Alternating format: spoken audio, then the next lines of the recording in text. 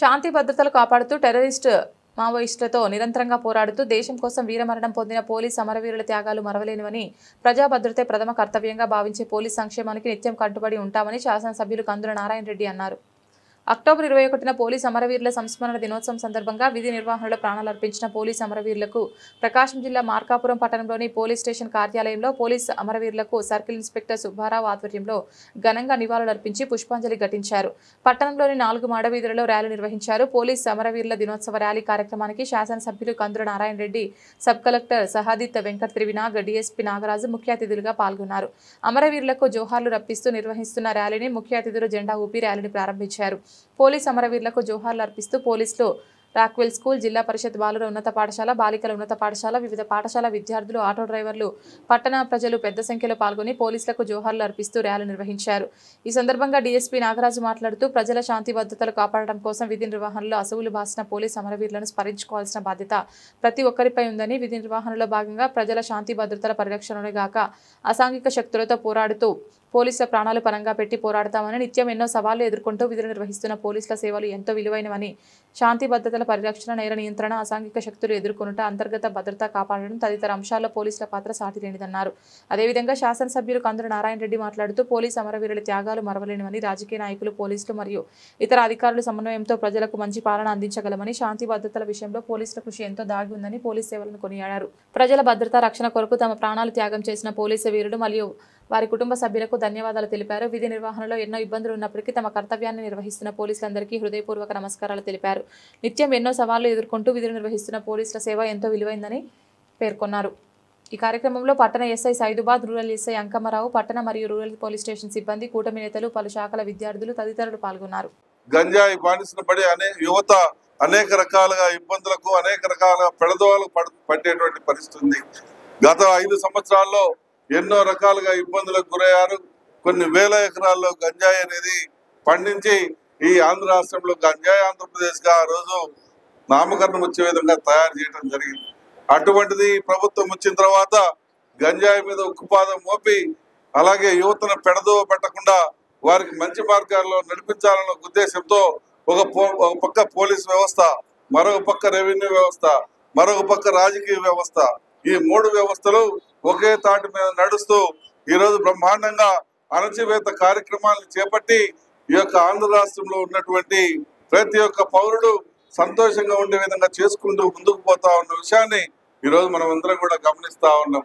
ఇదే పరిపాలన, ఈ రకమైనటువంటి పరిపాలన ప్రజలు కోరుకుంటా ఉన్నారు.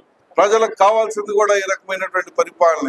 కానీ అక్కడక్కడ జరుగుతున్నటువంటి చిన్న చిన్న లోపాలను కూడా సరి చేసుకొని గతంలో మాదిరిగా లోపాలు జరగకుండా, గతంలో మాదిరిగా ఇబ్బందులు జరగకుండా ప్రజలకు కంటికి రెప్పలా కాపాడుకునే బాధ్యతని మన పోలీస్ వ్యవస్థ తీసుకుంటుందని చెప్పి ప్రజలందరికీ కూడా మనవి చేసుకుంటూ మరొక్కసారి పోలీస్ అమరవీరులైనటువంటి పోలీసులకి సంస్మరణ దినోత్సవం సందర్భంగా మా జోహార్లు అర్పిస్తూ సెలవు తీసుకుంటా ఉన్నాం.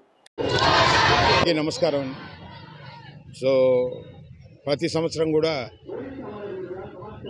అక్టోబర్ 21వ తారీఖున పోలీసు సంస్మరణ దినోత్సవం జరుగుతుంది. ఇది ఆనవాయితీగా 1959 నుంచి జరుగుతూ ఉన్నాయి. బేసిక్గా మీకు చెప్పాలంటే ఎక్స్టర్నల్ సెక్యూరిటీ అనేది ఆర్మీ చూస్తుంది, ఇంటర్నల్ సెక్యూరిటీ అనేది పోలీస్ మాత్రమే చూస్తుంది. ప్రజల భద్రతల గురించి దేశం అవతల ఆర్మీ ఉంటే దేశం లోపల ఉండే సంఘటనలన్నిటికీ కూడా పోలీసు బాధ్యత వహిస్తుంది. పోలీస్ అనే పేరుతో ఉండే సిఆర్పిఎఫ్ అంటే సెంట్రల్ రిజర్వ్ పోలీస్ ఫోర్స్లో ఇలాగే అంతరంగిక భద్రతను కాపాడడంలో ఈ రోజున చాలామంది పోలీసులు అమరులయ్యారు.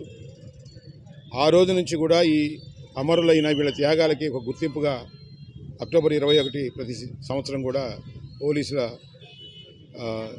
స్మృత్యర్థం వాళ్ళకి నివాళి అర్పించడం జరుగుతుంది. సో మన ఆంధ్రప్రదేశ్లో కూడా ప్రతి సంవత్సరం కూడా ఈ వారోత్సవాలన్నీ జరుగుతాయి. అక్టోబర్ 21 నుంచి ఒక వారం రోజులు. సో మనకు చనిపోయినటువంటి అంటే చనిపోయినటువంటి అమరులైనటువంటి మన పోలీస్కి నివాళిగా సో మేము ఈ వారం మొత్తం కూడా వాళ్ళని గుర్తు తెచ్చుకుంటూ, వాళ్ళ సేవలను గుర్తు తెచ్చుకుంటూ, సో వాళ్ళకి శ్రద్ధాంజలి ఘటిస్తూ వాళ్ళ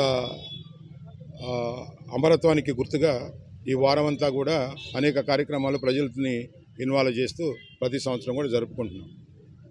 అలాగే దాంట్లో భాగంగానే ఈరోజు నుంచి ఒక వారం రోజులు అనేక మంది విద్యార్థుల్ని అట్లాగే పెద్దల్ని మా పోలీస్ డిపార్ట్మెంట్ను కూడా ఇన్వాల్వ్ చేసి సో పోలీసుల యొక్క స్థితిగతుల గురించి, ఆ వ్యవస్థ గురించి, బాగోగుల గురించి, సమాజంలో ఇంకా పోలీసు గురించి ఏం ఆశిస్తున్నారు ప్రజలనే దాని గురించి అనేక రకమైన కార్యక్రమాలు, ఎస్ఏ రైటింగ్స్, ఎలక్యూషన్గా మరియు elocution competitions, essay writing, paintings, ఇలాంటి కార్యక్రమాలు కూడా ఈ వారం అంతా కూడా జరుగుతుంది.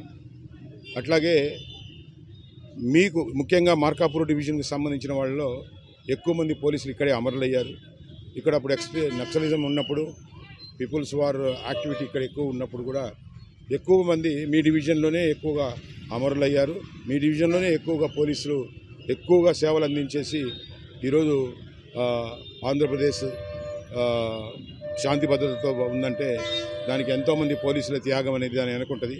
ఇది ప్రజలు ఖచ్చితంగా గుర్తుపెట్టుకోవాలి.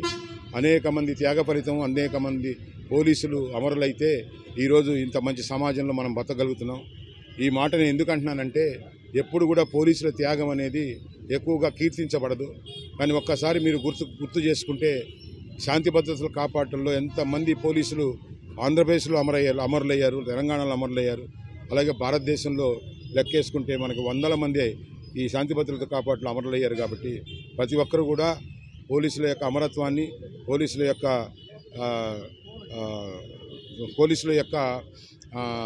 దార్శనికతని మరియు వాళ్ళ యొక్క మృత్యువును కూడా లెక్కలు చేయనితనాన్ని, సో వాళ్ళు మీకోసం మరణించిన క్షణాలను మీకోసం మరణించిన క్షణాలను మళ్ళా గుర్తు చేసుకుంటూ వాళ్ళందరికీ కూడా మీరు కూడా నివాళి అర్పించాలని చెప్పేసి ప్రజలందరికీ కూడా కోరుకుంటూ ఈ సెలవు తీసుకుంటాను. Thank you.